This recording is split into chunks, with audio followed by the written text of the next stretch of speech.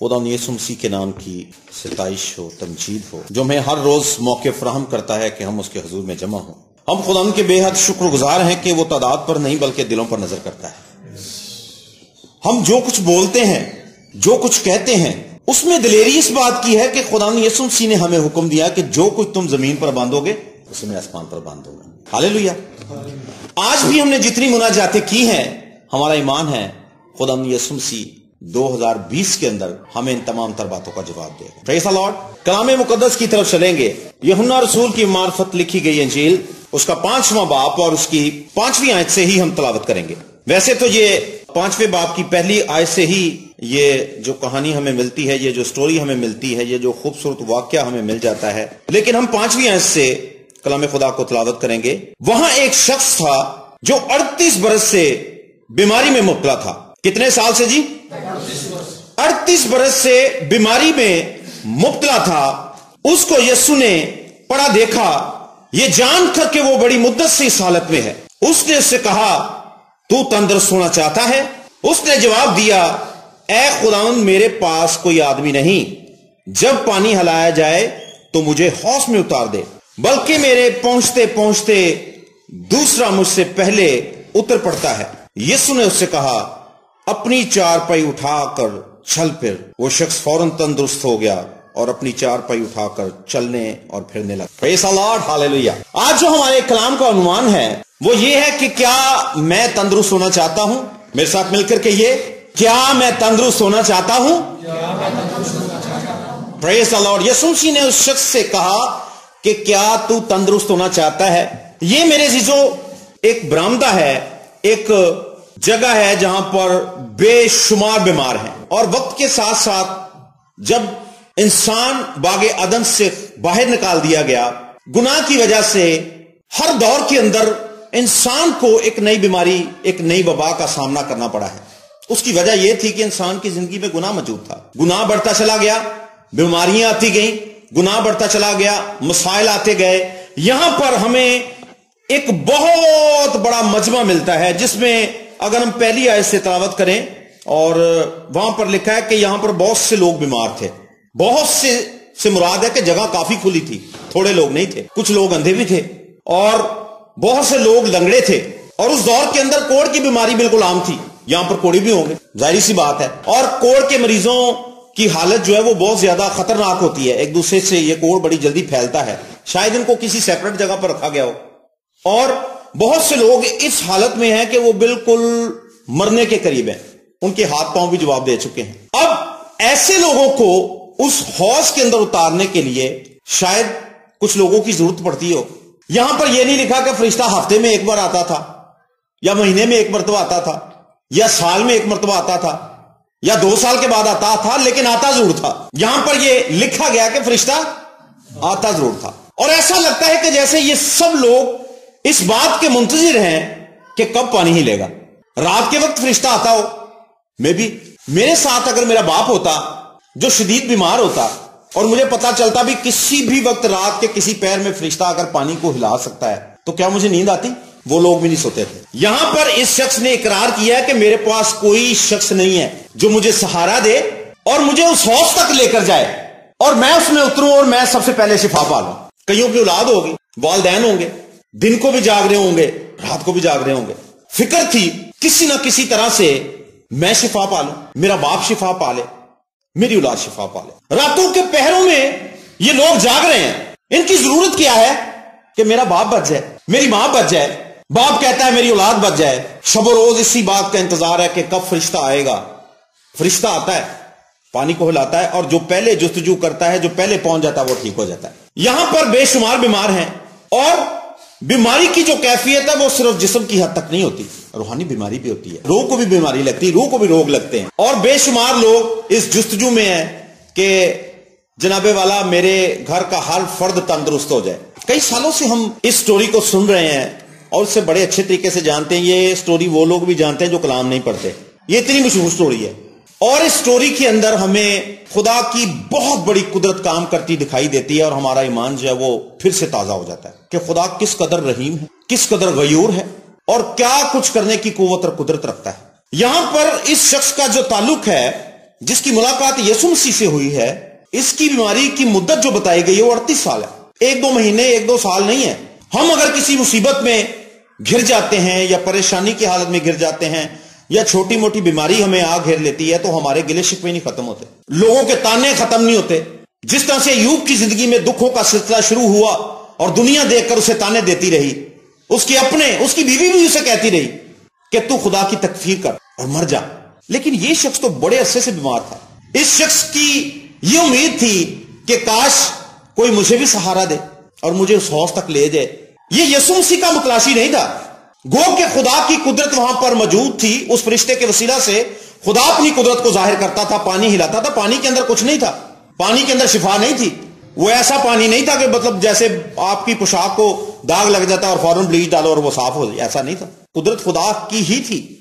لیکن یہاں پر جتنے بھی لوگ تھے وہ یسوع مسیح کے متلاشی نہیں تھے۔ آج میرے عزیزوں، ہم ایمان کے کس درجے پر کھڑے ہوئے ہیں؟ ابھی پادری صاحب نے فائنینس کے لیے دعا کی ہے، کئی سالوں سے ہو سکتا ہے ہمیں روپے پیسے کی ضرورت ہو، کئی سالوں سے ہم بیمار ہوں، کئی سالوں سے ہمارا اپنا گھر نہ ہو، کئی سالوں سے ہمارے گھر کے اندر لڑائی جھگڑے ختم ہی نہیں ہو رہے، لیکن کیا ہمیں اس بات کی آس ہے کہ میرا یسوع ہمیں ان ساری باتوں سے آزاد کر سکتا ہے؟ بیوہ جب 2 دبڑیاں ڈال رہی تھی نا، یسوع مسیح تب بھی دیکھ رہا تھا۔ یسوع مسیح اس شخص کو بھی دیکھ رہا ہے جو 38 برس سے بیمار ہے، وہ جانتا ہے کہ اس کا کوئی سہارا نہیں ہے زمین پر۔ ہم جب مسائل میں گرتے ہیں تو ہماری نظریں انسانوں پر ہوتی ہیں، شاید فلاں بھائی، شاید فلاں بہن، شاید پاکستان کے اندر رہنے والے لوگ یا پاکستان سے باہر رہنے والے لوگ، یہ جگہ جو ہے یہ ایک ہاسپٹل کا منظر پیش کر رہی ہے۔ ایسے لگتا ہے کہ جیسے کوئی خاص ڈاکٹر یہاں پر آتا ہے اور وہ مریضوں کو جناب چیک کر کے فوری دوائی دیتا ہے اور پھر مریض وہ میڈیسن لیتے ہیں تو جناب وہ بیماریوں سے آزاد ہو جاتے ہیں۔ لوگ بھی اس بات کی آس میں ہیں۔ آج میرے عزیزوں، ہمارے گھرانوں کے اندر کئی قسم کے مسائل ہیں۔ سب سے پہلے میں اس بات کو تسلیم کرتا ہوں کہ کئی مسائل کی وجوہات ہم خود ہیں، کئی مسائل کی وجوہات ہم ایماندار ہوتے ہوئے کئی مرتبہ ہم نے اپنے گھرانے کے اندر مسائل پیدا کیے ہیں۔ لڑائیاں ہم کرتے ہیں، جھگڑے ہم کرتے ہیں، عیب جوئی ہم کرتے ہیں، مخالفت ہم کرتے ہیں، نفرت ہم کرتے ہیں، جیلسی ہم میں پائی جاتی ہے۔ یہ ساری روحانی بیماریاں ہیں جو ہماری روح کو لگی ہوئی ہیں۔ یہ لوگ جسمانی بیماری کے لیے شب و روز جاگتے رہے، کیا ہم اپنی روح کی اس بیماری کے لیے شب و روز نہیں جاگ سکتے؟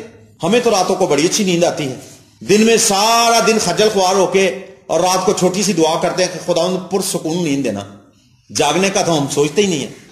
ہمیں فکر نہیں ہے میری اولاد کہاں پر جائے گی، ہمیں فکر نہیں ہے میرے والدین کا کیا بنے گا، ہمیں فکر نہیں ہے کہ ہمارے گھرانے کا کیا بنے گا، ہمیں فکر نہیں ہے کہ میرے بہن اور بھائی کس جگہ پر جائیں گے۔ میرے عزیزو، یہاں پر بیٹھے ہوئے وہ شخص جو صرف بیماروں کے ساتھی تھے، وہ شب و روز جاگ رہے تھے۔ آج خدا نے میری اور آپ کی ذمہ داری لگائی ہے، دوسروں کے لیے جاگیے، شفاعت کیجیے، ان کی مدد کیجیے، ان کو سہارا دیجیے، ان کے ایمان کو بڑھائیے، نہ کر کے اس مسیحی سفر میں ان کے سامنے ٹانگیں رکھیں۔ ہماری ذمہ داری یہ ہے کہ ہم کمزوروں کو ساتھ لے کے چلیں، اور ہم نے ذرا تھوڑا سا اپنا سسٹم الٹ کر لیا ہوا ہے کہ ہم نے زور آوروں کو بھی کمزور کرنا شروع کر دیا۔ کئی مرتبہ آپ یقین جانیں کہ ہمارا رویہ دیکھ کر بہت سے لوگ خدا کا گھر چھوڑ گئے۔ آپ اس بات کو تسلیم کرتے ہیں؟ کئی مرتبہ لوگ ہمارا رویہ دیکھ کر خدا کے گھر میں نہیں آتے۔ ابھی کل ایک بھائی سے میری بات ہوئی اور انہوں نے کہا جی کہ لوگوں نے ڈھونگ بنا رکھا ہے، کہہ رہے ابھی بستی کے اندر ایک بہن ہے، ان کے تعلق سے انہوں نے مجھے بتایا اور مجھے انتہائی شرمندگی ہوئی۔ انہوں نے بتایا کہ اس بہن کے چرچ کے اندر 2 آدمیوں کے ساتھ تعلقات ہیں، اس کا اپنا شوہر بھی ہے۔ دیکھا کہ تیرے گھر کی غیرت مجھے کھا گئی۔ کیا یہ ایمانداروں کی حالت ہونی چاہیے؟ آج لوگ خداوند کے حضور آ کر بھی ہمیشہ کی زندگی سے محروم ہیں۔ یہ لوگ جاگ رہے تھے، سو نہیں رہے تھے۔ آج ہماری حالت کیسی ہے؟ کیا ہم شب و روز جاگتے ہیں؟ ہمارے ہاتھ آسمان کی طرف اٹھتے ہیں؟ ہمارے تو اپنے رونے ختم نہیں ہوتے، ہمارے تو اپنے ہی مسائل ختم نہیں ہوتے۔ اس قدر زبان ہماری غلیظ ہے۔ خدا نے کہا تم زمین پر باندھو میں آسمان پر باندھوں گا، تو کیا ہمارے منہ سے وہ باتیں نکلنی چاہیے جن کے اندر نفرت پائی جاتی ہے، گندی گالیاں پائی جاتی ہیں، جوئی پائی جاتی ہیں، شرک پرستی کی باتیں پائی جاتی ہیں؟ ایسی باتوں کا تو حکم ہی نہیں دیا خدا نے۔ گھٹنے ٹیکنے کا حکم دیا ہے خدا نے، شفاعت کرنے کا حکم دیا ہے خدا نے۔ یہاں پر جتنے لوگ تھے سب منتظر تھے کب پانی ہلے گا، کب فرشتہ آئے گا۔ وقت مقرر نہیں کیا گیا، ٹائم نہیں بتایا گیا، دن کا پہر نہیں بتایا گیا، پچھلا اگلا کون سا پہر تھا، کوئی پہر نہیں بتایا گیا۔ لیکن ہم نے دیکھا کہ آج ईमानदारों की बड़ी जमातें सो रही हैं, बातें ही बातें हैं, सिर्फ बातें ही बातें हैं। याद रखिए मेरे अजीजों, इससे पहले कि मैं और आप किसी से बात करें, लोग हमारा चाल चलन देखकर मसीह के करीब आएंगे। मैं समझता हूं कि यह सबसे बड़ा हमारा फर्ज पूरा हो गया। यहां पर इस शख्स की मुलाकात यीशु मसीह से हुई। जब यीशु मसीह की मुलाकात इससे हुई है, इसने उससे कहा कि क्या तू तंदुरुस्त होना चाहता है? क्या मेरे अजीजों हम तंदुरुस्त होना चाहते हैं? अगर हम सुस्त हैं, सुस्ती भी एक बीमारी है। अगर हम ईमान में कमजोर हैं तो ईमान की कमी भी एक बीमारी है। अगर हमें ऐब जोई की बातों में बहुत मजा आता है तो ऐब जोई करना भी बहुत बड़ी बीमारी है। अगर आप दुआ का वक्त है, दुआ में नहीं पहुंचते, यह भी एक बहुत बड़ी बीमारी है। यह लापरवाही की, सुस्ती की, काहिली की बीमारी है। इस शख्स की मुलाकात यीशु मसीह से हो गई है। हमारी मुलाकात भी यीशु मसीह से हुई है, कई मर्तबा यीशु मसीह से हुई है। जब माहौल और फिजा के अंदर आपको शादमानी फील हो ना, तो जान लीजिए कि यीशु मसीह की कुदरत यहां पर मच गई। और मैं समझता हूं कि हम खुशबख्त लोग हैं जिन्होंने कई सालों से इस हजूरी का तजुर्बा किया है और खुदावंद के हजूर शुक्रगुजारी की दुआ मांगते हैं कि उसका कहर जो है वो दम भर का है। जैसी तवक्को वो हमसे करता है, हम उस तवक्को पर पूरे नहीं उतरते तो भी उसने अपना फजल हमसे जुदा नहीं किया, अपने कहर को हम पर नाजिल नहीं किया। अभी तक उसने हम पर अपनी रहमत के दरवाजों को खोला हुआ। यहां पर जब यीशु मसीह की इस शख्स से मुलाकात हुई है तो यीशु मसीह ने उससे कहा कि क्या तो तंदुरुस्त होना चाहता है? एक शख्स जिसके पास कोई सहारा नहीं है, कई सालों से वो बीमारी की हालत में है। यीशु मसीह के हाथ में कोई इंजेक्शन नहीं था, कोई टैबलेट नहीं थे, कोई पैसों की थैली नहीं थी जिसे वो फौरन देखकर कहता कि हां भाई हुण मेरा काम बन जाएगा। उसने यीशु मसीह के कलाम पर अमल किया है। बहुत मुश्किल काम था, कई सालों से बीमार हो और सिर्फ यीशु मसीह के कलाम पर अमल करे। क्या तू तंदुरुस्त होना चाहता है? उसने वजह बताई है कि मेरे पास भाई सहारा कोई नहीं है। यीशु मसीह ने वहां पर साबित किया कि मैं ही तेरा सहारा। तू उन सहारों पर नजर मत रख जिन्हें खुद सहारों की जरूरत है। आज मेरे अजीजों, मसाइल का हम भी शिकार हो सकते हैं, दुखों का हम भी शिकार हो सकते हैं, परेशानियों का हम भी शिकार हो सकते हैं। हम ईमानदार हैं और मैं समझता हूं कि ईमानदार ज्यादा दुखों का शिकार होते हैं दूसरे लोगों की निस्बत। दूसरे लोगों को तो शायद अपनी जिंदगी के दुख होंगे, ईमानदार लोगों को उनकी अपनी औलाद के दुख हैं, उनके अपने घराने के दुख हैं, उनकी अपनी जिंदगी के दुख हैं, कारोबार के दुख हैं, कलीसिया के दुख हैं और वो तमाम तर लोगों के दुख हैं जो खुदावंद ने उनके सुपुर्द किए हमें। हमारे दुखों की फहरिस्त बहुत बड़ी है। खुदा के बंदा पौलुस रसूल की जिंदगी को स्टडी कीजिए।